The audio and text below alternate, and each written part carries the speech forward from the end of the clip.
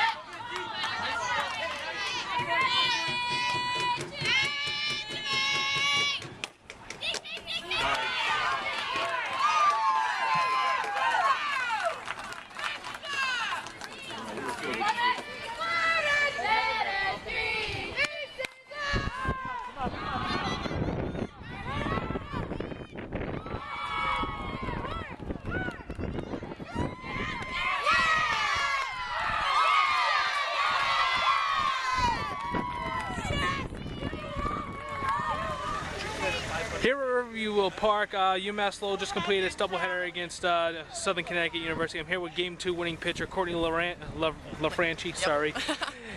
Courtney, you come in today following a strong pitching performance in Game 1. You come out and you have a 6-hit complete game shutout. Can you give us your overall feeling of the game right now? I mean, every other time I've played Southern, you know, it's kind of been like a batting practice to them. I've always been nervous. My freshman year last year, I played them, and you know, I wanted to come back strong this year and show them like how I've grown and stuff, and show my team that I'm not the same pitcher I was last year. And, so, I mean, coming in today, throwing a shutout was accomplishment enough, but just getting the win was all we could ask for.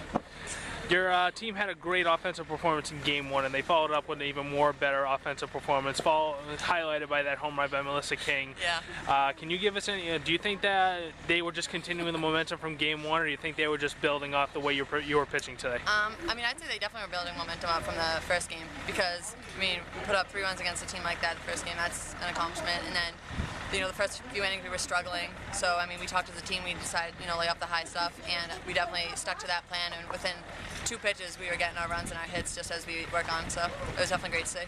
You only threw the 1 strikeout today, but you were helped out tremendously by some terrific defensive play out there, both on the hot corners and in the outfield. Just all around, the team played great defense behind you.